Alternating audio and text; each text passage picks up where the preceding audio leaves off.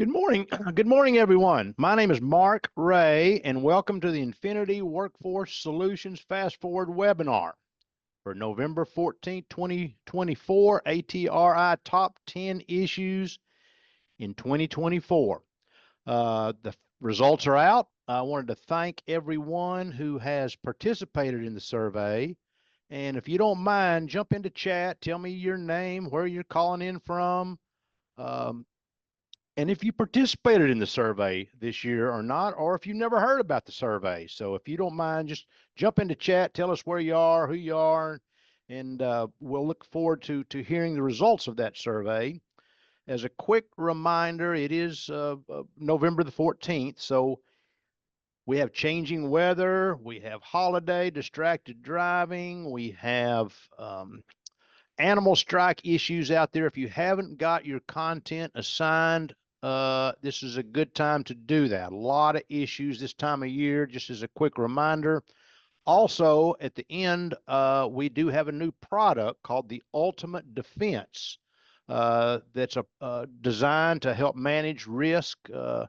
Rebecca will go over two of the top 5 issues this year are lawsuit reform as well as insurance issues. And this is a program to help prepare and defend yourself for lawsuits. So that being said, I want to introduce our guest, our special guest for today, Rebecca Brewster. She's the President, Chief Operating Officer of the American Transportation Research Institute. If you're not familiar with ATRI, I encourage you to participate with their program financially as well as the research that they provide our industry. Rebecca has been with ATRI for almost 32 years, and she has seen a lot of changes over the years. She's the recipient of several awards, including the Fleet Owner Magazine, Dozen Outstanding Women in Trucking, the Influential Women in Trucking Award, Women in Trucking Association, and the J.R. Holiday Award given by the 50 Trucking Associations. So she's very well qualified to present the top 10 issues that came from the results of this year's survey. So, Rebecca, it's all yours. Well, Mark, thanks so much for having me on today. This is one of my favorite annual studies we do at ATRI. I like it so much, I have not, I don't let my staff do a lot with this. I still do the analysis myself because I just find it so fascinating each year to see how the votes come in and how the issues ebb and flow over time. And so we'll talk a little bit about that. And so thanks again for having me on today. I hope everyone is familiar with ATRI, but if you are not, we are the trucking industry's not-for-profit research organization. And we have one mission, and that's to do the research that makes your businesses safer and more productive. And because that is our mission, we provide all of our research findings free of charge on our website. So I've listed our website address here. I'll put it up again at the end of my presentation, but it's fairly intuitive. It's what we do, truckingresearch.org. You can go there. You will find all of our research grouped by, we call research hot topics. So whether it's economic analyses or anything to do with the environment or safety, you can click on the hot topic and you'll see our entire portfolio of research in that area available for a download. A little bit about how we're organized at ATRI. We are governed by a board of directors made up of the CEOs of the organizations you see here. Our current chair is Derek Leathers, who is the chairman of Werner Enterprises. But where I believe the real heavy lifting at ATRI is done by the men and women who are members of our Research Advisory Committee, or RAC. And RAC members are charged with annually coming together to figure out what are the trucking industry's top research needs. Where are there knowledge gaps in the industry to which ATRI could bring its expertise to bear? And what's so compelling about this group is the diversity it represents in terms of the entire trucking industry. So if you look at the logos, you see big trucking fleets, you see small trucking fleets. You see professional truck drivers. We have both OIDA, the Owner-Operator Independent Driver Association, as well as one of ATA's America's Road Team captains. So we get driver input. We have law enforcement. We have someone from the federal government with the Department of Commerce. We have a state Department of Transportation. We have law enforcement. We have industry suppliers. So it really is a very diverse group representing all facets of the trucking industry, who again are charged with figuring out what are the top research priorities for the trucking industry. And clearly, one of the primary inputs into that process is our annual survey of the industry. So without even a drum roll, here are the top 10 issues of 2024. This survey is now 20 years old. We started, the very first one was in 2005. It was originally designed to identify sort of what are the issues coming down the road that we as an industry need to better prepare ourselves for. But over time, it became obvious that the industry was ranking the issues that were most impactful to them right then. These are the pain points I'm experiencing.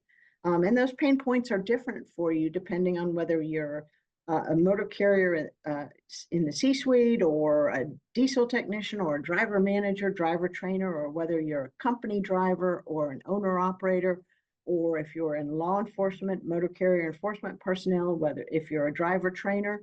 So anyone in the industry can take part in this survey. This year we had over 3,700 participants or respondents to the survey. About 46% of those were representing motor carriers. Again, all positions within a motor carrier. Another 31% were professional truck drivers, and then the rest were everybody else. Again, industry suppliers, law enforcement, driver trainers, government. So when you take the survey, and I hope everybody did, you are presented with a list of critical issues in the industry. This year, there were 26 issues on that list. You're asked to pick your top 3.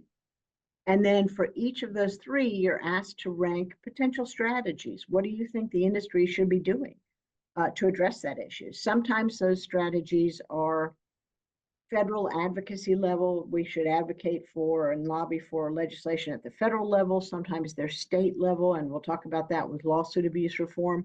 But sometimes they're education. We as an industry need to educate the general public on this particular issue to impact some change.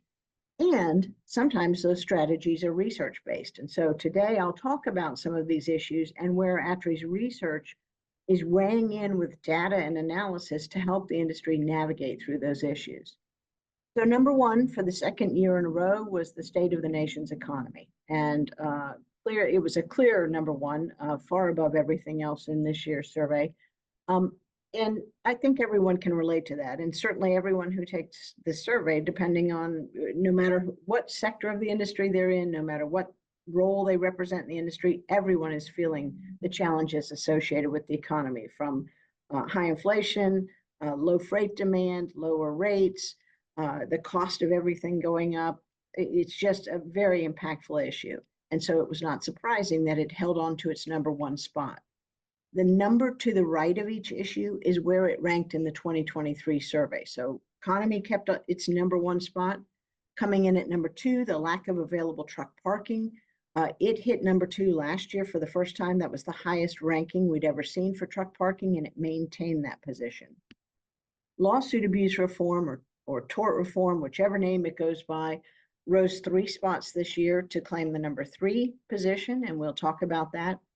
Very, very closely related to lawsuit abuse reform is the cost and availability of insurance. Really often very hard to separate those two. And in fact, in this year's survey, just 25 points separated those 2 issues in the overall total. But insurance cost and availability at number 4 was also the biggest climber in the survey that we found. In the 2023 survey, insurance cost ranked number 12 overall out of the 28 issues that were in that survey. So it rose 8 spots to number 4 overall. Driver compensation held on to its number 5. Battery electric vehicles, the push on the part of the current administration and many states led by California to transition the nation's vehicle fleet to battery electric, and concern over those very aggressive timelines pushed that issue up 4 spots from number 6 to number 10. CSA, Compliance, Safety, and Accountability, FMCSA's safety measurement program, continues to stay on the industry's radar, and certainly in the industry's top 10, as there continue to be issues with how carrier safety performance is evaluated within CESA. Detention and delay at customer facilities, very impactful. We just recently released research on it that I'll talk about, up one spot from 9 to 8. The driver shortage is now at the lowest ranking we have ever seen in the 20-year history of this survey. It was number 4 last year, down to number 9, and certainly impacted by what's happening at number 1 with the economy. As there simply has been reduced freight demand and lower freight rates, carriers have not been as concerned about the ability to find drivers. It's more been hanging on to the drivers they have. Likewise, drivers have not been as willing to jump ship, if you will. They're hanging on with their carriers. So the shortage dropped down 5 spots to number 4. And then rounding out the top 10, a very impactful issue for all of us is driver distraction. And when you download the full report and read it, you'll see that driver distraction here is not talking about truck driver distraction. This is talking about the impact of car driver distraction on our industry's overall safety. And that plays out in issues like lawsuit abuse reform and insurance cost and availability. So truly, it's often hard to separate and look at in a silo any one of these issues, because they really all are interconnected in one way or another. So those are the overall results. This is what it looks like when you break out how motor carriers rank the issues versus how professional truck drivers rank the issues. And so on the motor carrier side, the economy coming in at number 1, lawsuit abuse reform number 2, and the driver shortage ranking higher for motor carriers. Again, because they're the ones who are looking for drivers. But as I always tell my audiences when I talk about this, if you are a motor carrier and your concerns in your top 10 are holding up, finding in the shortage, in terms of the shortage, or hanging on to, as in terms of retention, the best drivers, then you need to understand, appreciate, and do what you can to impact those issues that drivers say are most impactful for them. And on the driver's side of the equation, parking, compensation, and the economy are their top 3. Over the past probably 5 years, we've seen parking and compensation rank either as number 1 or number 2 on the driver list. They kind of jump back and forth. In fact, a few years back, we even had a year where they tied for the number 1 concern among drivers. And so we'll talk about a number of these issues today. The very first survey was in 2005. It's interesting that we have 3 issues that were in this year's top 10 that are still in this top 10 list, and were in the top 10 list in our very first survey in 2005. Driver shortage, insurance costs, and tort reform or lawsuit abuse reform. So for better or worse, we're hanging on to those 3 issues 20 years later. So let's talk about truck parking. It's number 1 concern among drivers. It's number 7 among motor carriers. I think it's very important that it shows up on the motor carrier list, because even though the motor carriers themselves are not daily experience the lack of truck parking, their drivers are. And as I said, you need to acknowledge, appreciate, and do what you can to impact those issues that drivers say are most impactful to them. This is what that looks like. I don't care where you live in the country, you could replicate these pictures anywhere. You see drivers parked on shoulders and ramps, into rest areas, at exits where there are truck stops that are filled to overflowing, or even just not near a rest area or an exit where there's a truck stop, because there just isn't available truck parking. And if I'm not careful, this is the issue that I climb up on my soapbox on, because it is just so frustrating, and it impacts so many other issues on the list. Drivers are not going to want to come into this industry, and or drivers are not going to want to stay in this industry when this is their option for where they're going to get a night's sleep. It's not safe for the drivers. It's not safe for vehicles that have to navigate around them. It creates more opportunity for incidents that involve the truck, safety incidents that drives up insurance costs. The potential for a really bad crash draws up the drives up the potential for a nuclear verdict. So it's just, again, this is an untenable situation that we've got to do something about in the industry. We are very fortunate at ATRI to work with a very large data set of truck GPS data. We do a whole host of analyses with it, including working with a number of state DOTs to examine this truck parking issue from a real world lens. And so this is what the parking crisis looks like using truck GPS data. This is a rest area, public rest area on both sides of I-80 in Iowa. Red is parked trucks. And so you see within the rest area, you see lots of red because the trucks are parking in the rest area. But you also see trucks parked on the ramps going into the rest area and out of the rest area. But if you look to the right, to that interstate interchange just east of that rest area, you see red there as well, because trucks are having to park there because the rest area is full. So again, and again, here at the interstate interchange, there's no restroom facilities, there's less lighting, there's no amenities, there's nothing there except some gravel or concrete for the driver to pull over and park on. So a situation we've got to do something about. We know that the US DOT has had an increased focus on expanding parking capacity. That is playing out at the state level. So this is a map showing the states in blue and the red, the regions where ATRI has been involved in truck parking studies on behalf of these entities. So the states know this is an issue. They know that it is impactful for the supply chain, for drivers certainly, but for the supply chain overall. And so my hope is one day, while I'm still in this career, that we see this map fill up, that all states are focused on addressing this issue of truck parking. So driver compensation, I mentioned it goes back and forth between 1 and 2 on the driver side of the equation. It is an issue we track through a study I'm going to describe, but we also track insurance cost and availability, which is, as I mentioned, very closely related to lawsuit abuse reform. So let's talk about that study. This is perhaps one of the most frequently downloaded studies from ATRI's website. It's our operational cost of trucking, or ops cost, as we call it for short. We did this for the first time in 2008. It was intended to be a one-time research initiative to collect real-world financial data from fleets of all sizes and sectors and come up with an average cost per mile and per hour to operate a truck.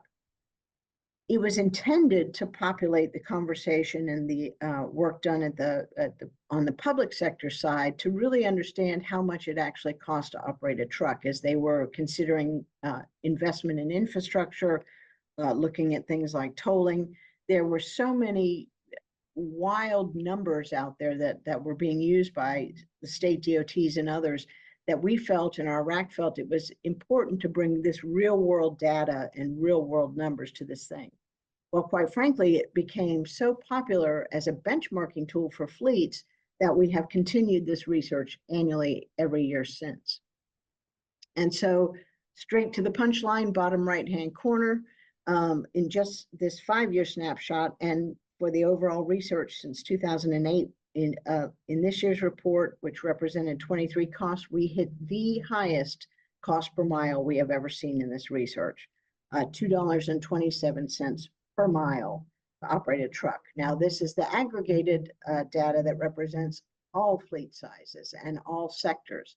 When you download the full report, and I'll show an example of some of this, it breaks it out by fleet size. It breaks it out by sector. So you can really start to pinpoint and benchmark your own costs against your peers. So driver compensation, just looking at this 5-year history here, you can see that both the driver wage cost per mile as well as the driver benefit cost per mile continue to climb as fleets respond to the need to keep and bring in and keep the best drivers. This is no secret to anyone in this industry. We have had a number of years now of escalating costs, and that's even in the face of a freight recession when rates have been lower. So you can see when you take out fuel, because that's a very volatile cost line item. Obviously, we saw in 1 year a 53% increase, almost 54% increase, in the next year almost 14% decrease in the fuel cost per mile. So remove fuel, and you can see that we've had 3 straight years of increases, 7.4%, 12%, and 6.6%. All of those outpacing inflation. So motor carriers of all sizes in all sectors are feeling the pain of these rapidly increasing costs. And in one of those areas, and our number 4 issue overall, of course, is insurance cost. And so just in 1 year, we saw a 12.5% increase in the cost per mile, insurance premium cost per mile. And that's over 1 cent per mile, which doesn't sound like a lot to the outsider, but when you think about how many miles you run, you start to realize how much that really adds up.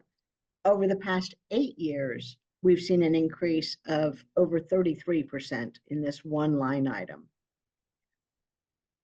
And how those cost increases impact you as a fleet often depends on your size of operation. So if you are like the large carriers in this data set on the right-hand side, those fleets with more than 1,000 trucks, you have a lot more resources and tools at your disposal to lower your premium costs. You can self-insure, you can use higher deductibles. So that lighter red bar, your insurance premium cost is lower for those bigger fleets. But when they are involved in a crash, their out-of-pocket costs are higher because they have assumed more of that risk themselves. And so you see that reflected in the dark red bar.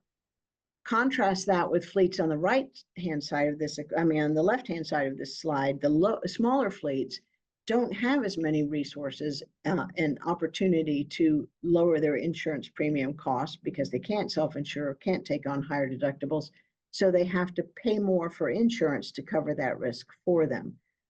But when they are involved in a crash, then that insurance covers more of the out-of-pocket costs, and so they have lower out-of-pocket costs. But there's no question that this particular issue is most impactful for the folks on the left side of this equation, the smaller fleets, who are bearing higher cost per mile for insurance.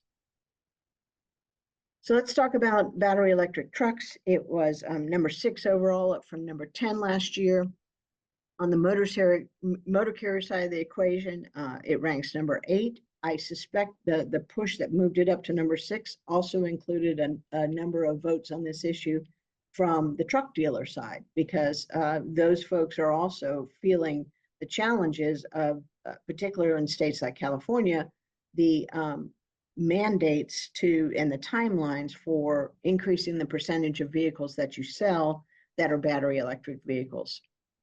Clearly an impactful issue, so our Research Advisory Committee has, over the past several years, directed us to study a number of different topics associated with this. So in our first study, which we released in 2022, we looked at what are the emission reduction potentials coming from these different vehicle types. And so we used federal data to model the emission reductions compared to a traditional Class 8 diesel engine truck to a similarly equipped Class 8 battery electric truck versus a fuel cell battery electric vehicle, as well as several other options for powering those vehicles. But we looked at full life cycle emission reductions. And when you compare a Class 8 battery electric vehicle, you only get about a 30% reduction in CO2 emissions from that vehicle. And that's in large part because of the emissions that come from mining the materials to build the batteries, to generating the electricity to power those vehicles. The next big challenge, of course, is the nation's grid, electricity grid, ready to handle a transition to battery electric vehicles? Where are we going to get the materials to build all those batteries? What does that supply like? Where does it come from? And then, obviously, if truck parking is the number 2 issue overall, it's a big issue for the industry. And if we're going to mandate battery electric vehicles, where are those vehicles going to charge? And so in this second study that we released in December of 22, we looked at each of these issues in great detail. So let's talk about grid sufficiency first of all. So we calculated these percentages using federally publicly available data. So tomorrow, if the Biden administration had their wish and every single vehicle in the United States, car and truck, were battery electric, it would require just over 40% of the current electricity generation nationwide to power those vehicles. So everybody's battery electric tomorrow, we're going to start to absorb over 40% of the current electricity generation in the nation. Depending on what state you live in, that percentage can be higher or lower. So look at, for instance, California, where so much of this mandate and push for this is generating from California Air Resources Board. If every vehicle in California, car and truck tomorrow, were battery electric, it would require over 57% of California's current electricity generation to power those vehicles. And that, of course, is California, where things like wildfires impact electricity availability, where there are rolling brownouts. And so you start to understand that it's very challenging to tell the supply chain that operates 24/7, 365, that you can't power your vehicles because we have to conserve electricity because it's hot and people need to run their air conditioning. So it really starts to become a conflict of providing the electricity necessary to power all these vehicles. And of course, if you're going to have a battery electric commercial truck that has a far enough range so that your driver doesn't have to stop every 90 minutes to recharge their truck, you're going to have more battery power on that truck. And more battery power brings more weight to the tractor. And with that additional weight means you've got to give it up somewhere else to stay within federal limits, weight limits. And so that means you're able to haul less cargo. And so in fact, you'd need more of these very expensive battery electric Class 8 vehicles to haul the same amount of freight you're currently hauling in your diesel truck. And then the truck parking issue. So using data from the Federal Highway Administration, their Jason's Law report, we know that there are 313,000 truck parking spaces nationwide. The majority of those are at private truck stops, but about 40,000 of them are at public rest areas. That 313,000 number equates to about 1 for every 11 truck drivers.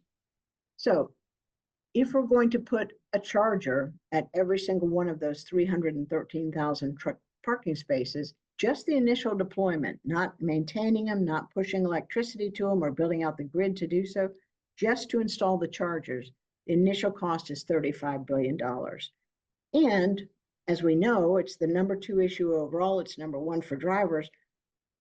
There aren't enough parking spaces, so we're going to have more chargers than we do current truck parking spaces. There are a number of other challenges, and the research, this particular study does a good job of going into them. But one of them is a current federal prohibition on commercial activity at public rest areas. So those 40,000 spaces are taken out of the equation. You can't sell electricity at those spaces based on current federal law. And so unless the state is going to provide that electricity for free at those 40,000 spaces, you can't charge for it under current law. So just a whole host of challenges inherent with the truck parking problem and the lack of available truck parking and this push toward electrifying our nation's vehicle fleet.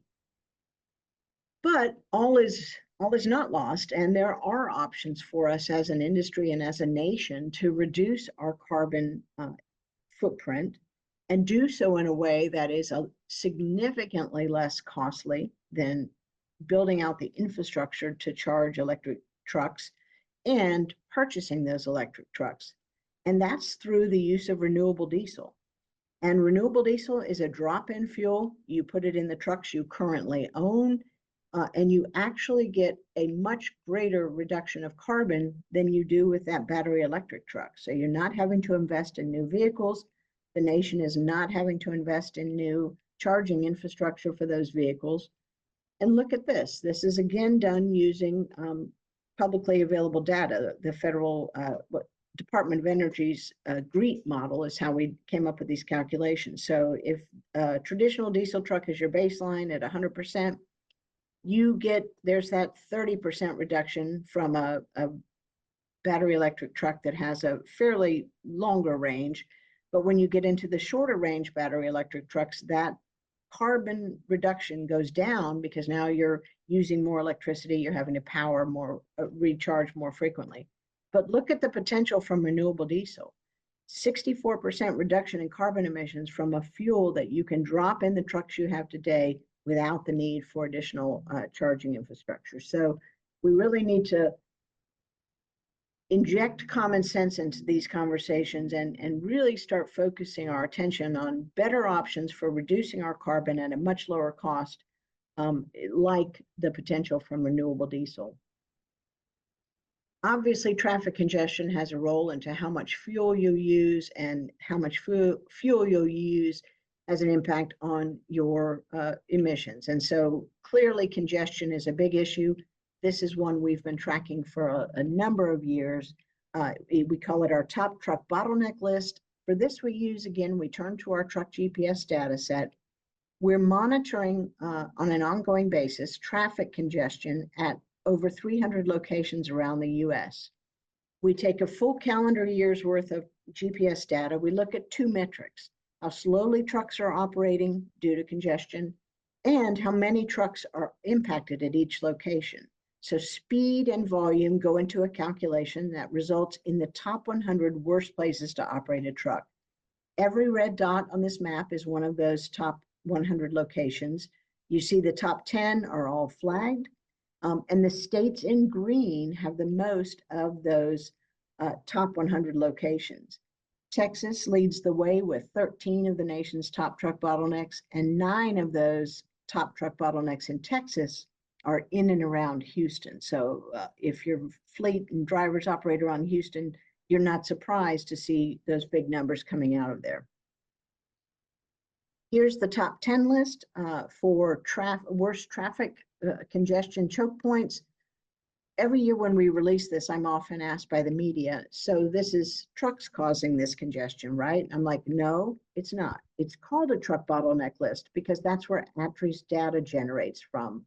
But the fact of the matter is, these are bad locations for trucks to operate in. They're bad locations for cars to operate in. They are just highly congested choke points. For those who are not familiar with that number one location, and it's been the number one location for several years now, Fort Lee, New Jersey is the New Jersey side of the George Washington Bridge that connects New Jersey and Manhattan. And so what our GPS data tells us is that the average rush hour truck speed, that's morning and afternoon rush hour, is 20 miles per hour. And so significantly below the posted speed limit. And again, it's not just trucks that are going that slowly, it's cars that are in that same traffic congestion going that slowly. I live in Atlanta, so I'm no stranger to number 5, 6, and 9. And in fact, when I look out my office window back behind me, I can see the traffic congestion starting to build at number 6. So I know all too well from real world experience how bad those locations are. But the good news is that when we do research like this that uses real world industry data, it does make a difference. And state DOTs rely on this output to understand where they can make investment in infrastructure to lessen the congestion impacts on all users, but certainly on the trucking industry. We saw it for when we first started doing this research. The burn interchange in Chicago was number 1 for 3 years in a row. The state of Illinois paid attention. They issued a press release saying we're going to fix this location because we don't want to have the number 1 truck bottleneck.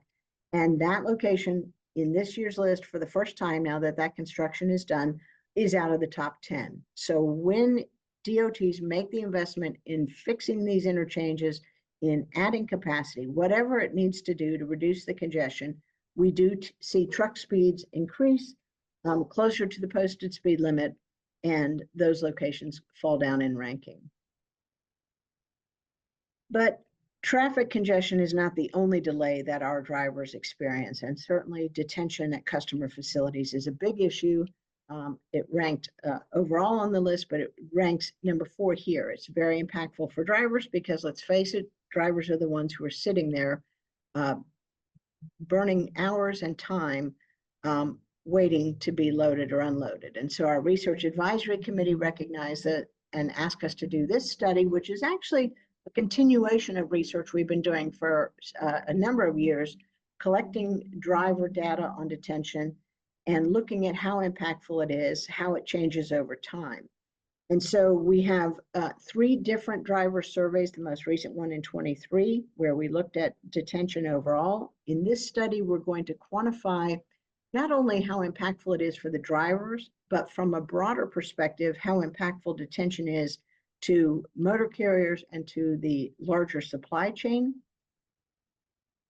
Ultimately, the partner we need to work with to fix this situation obviously is our customers. And so we added another component looking at the safety impacts of detention, just to underscore for our partners on the customer side how impactful this issue is and how we need to collaborate to bring it down. And so let's look at some of the numbers first of all. So I mentioned we've got 3 different years of survey data in here, 14, 18, and 23.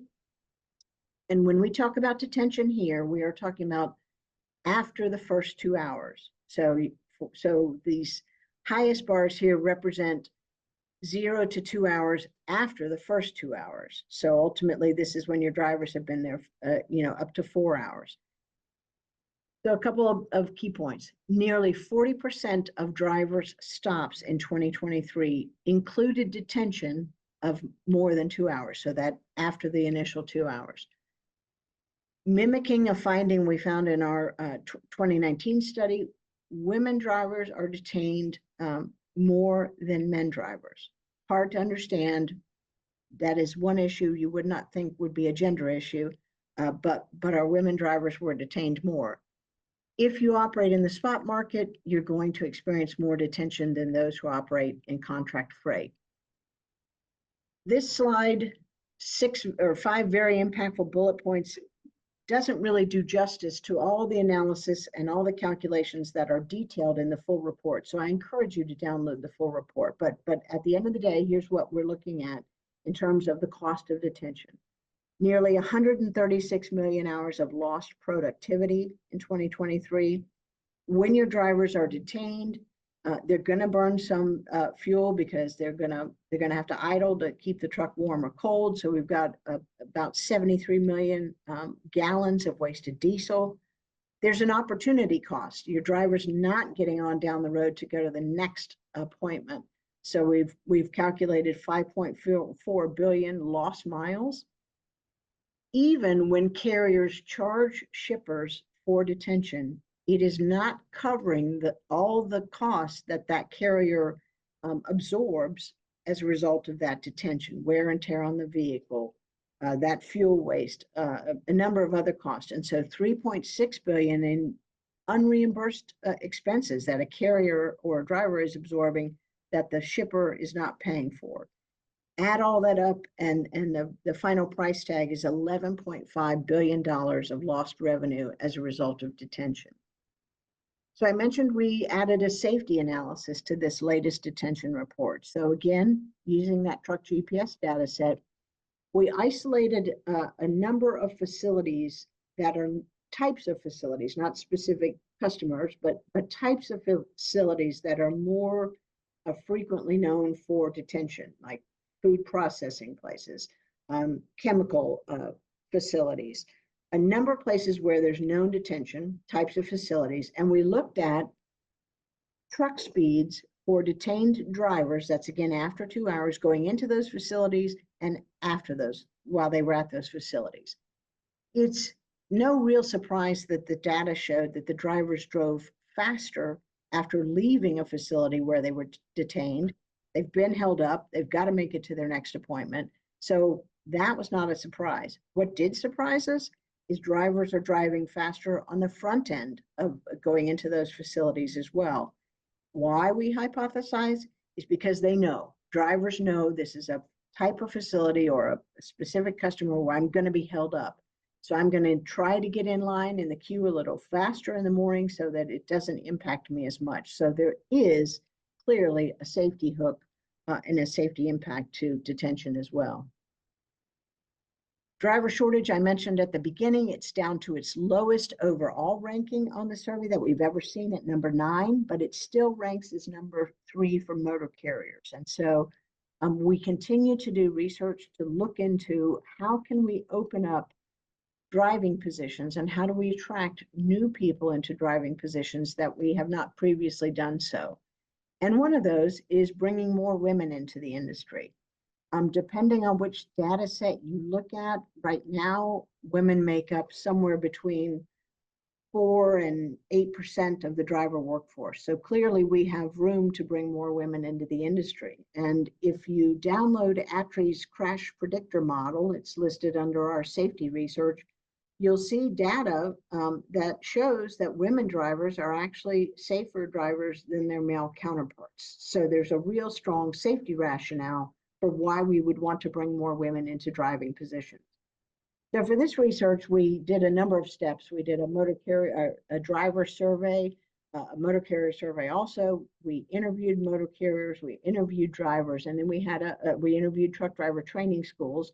And then we had a women driver focus group where we wanted to drill down into what attracted you to trucking jobs as a woman, what's keeping you here, and for those who have left the industry, why did you leave? And so let's cover some of those findings. So we had fairly equal numbers of men and women participate in the survey. So, and some interesting findings emerged from that. Why did you become a driver? The orange bars represent the percentages of women who selected those reasons for why they became a truck driver. So for women, it's independence, they like driving, and competitive pay.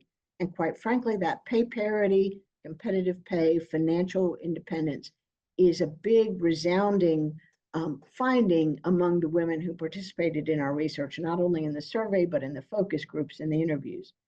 There is not a gender gap in pay in the trucking industry. Drivers are paid irrespective of their gender the same. And so it is a great opportunity for women to make a living in this industry.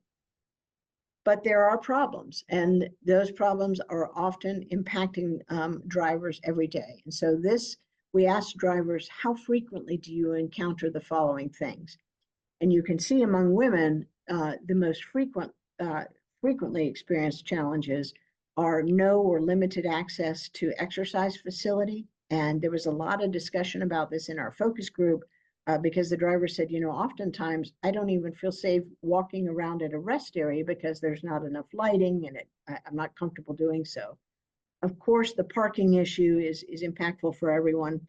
And then the third top rank issue for women is, I believe, it's a national disgrace for us that drivers are not provided access to restroom facilities at customer facilities.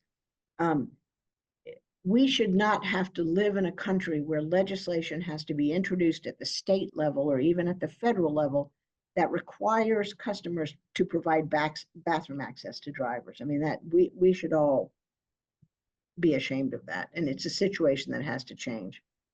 So we took all these survey findings and we coalesced the data into these 6 key challenge areas for women drivers. But the fact of the matter is, if we can fix these for women drivers, we're going to make it a better place for men drivers as well. So this is certainly a rising tide situation. For each of these 6 key challenge areas, we then drill down in the research into specific issues related to that challenge. So for instance, inability to complete truck driver training, a couple things going on there. I don't have the money to pay for the training.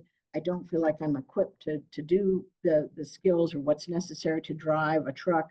I don't have anyone to take care of my child while I go to CDL school, or I live in a rural area where travel to and from the CDL school is very challenging. So again, 6 key challenges, drill down into the issues, and this is basically a roadmap for the industry. So this is in the conclusion sections of the report that talks about what can we do for each of those specific issues.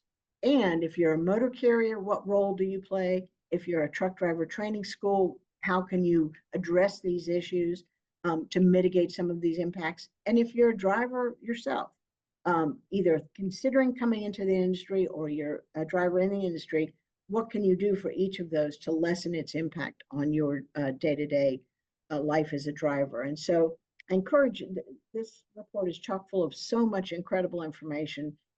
these slides really don't do justice to it, but I encourage you to download it. And if you're a motor carrier, look at what you can be doing to address a lot of these challenges that are faced by women drivers. And as I point out, if they're faced by women drivers and we fix them, it's going to make it better for men drivers as well.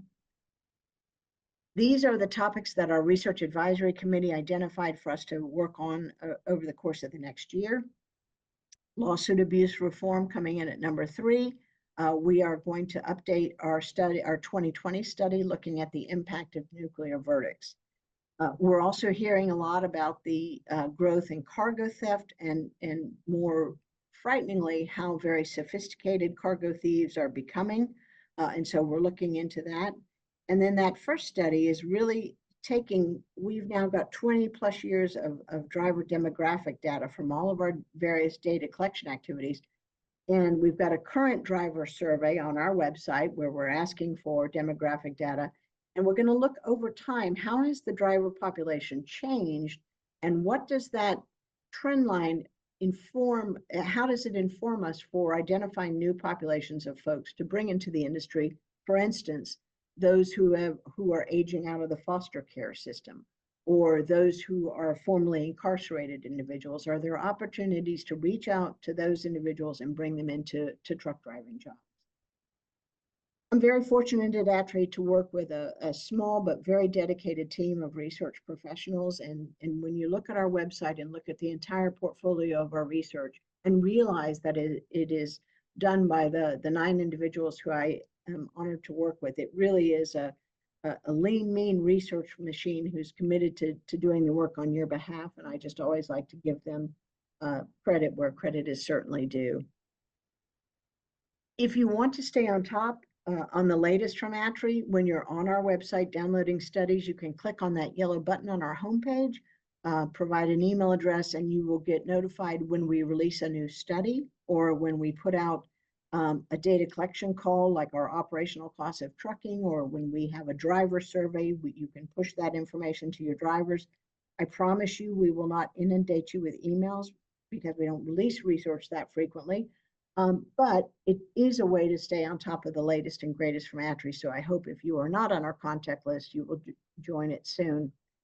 And then everything I've just described to you is done with charitable contributions from the industry. And so first and foremost, to those who are on the webinar today, whose companies or who you personally provide a charitable contribution to ATRI, thank you very much. I really appreciate that support. If you are not an ATRI contributor and you like what we do and you think there's value in it to the industry, I hope you'll visit our website.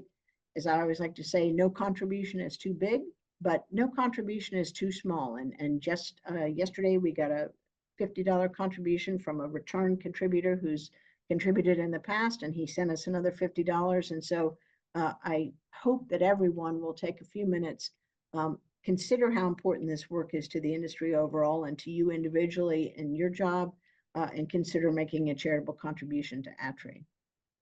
So Mark, that's it for me. I could talk all morning long about the top industry issues. I love it. And thank you to everyone, as you started with, for taking part in the survey. And I hope folks will visit our website as well.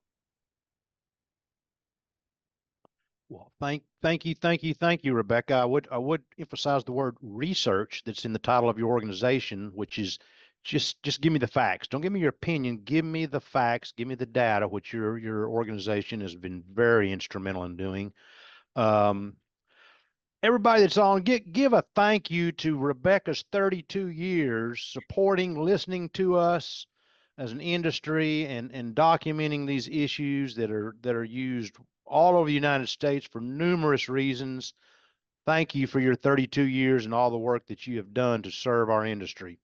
Well, Just a couple of, so pop into chat and give her a thank you. A couple of comments I've got. We got to figure out how to get more women behind the wheel. That's an obvious issue. Detention is alive and well.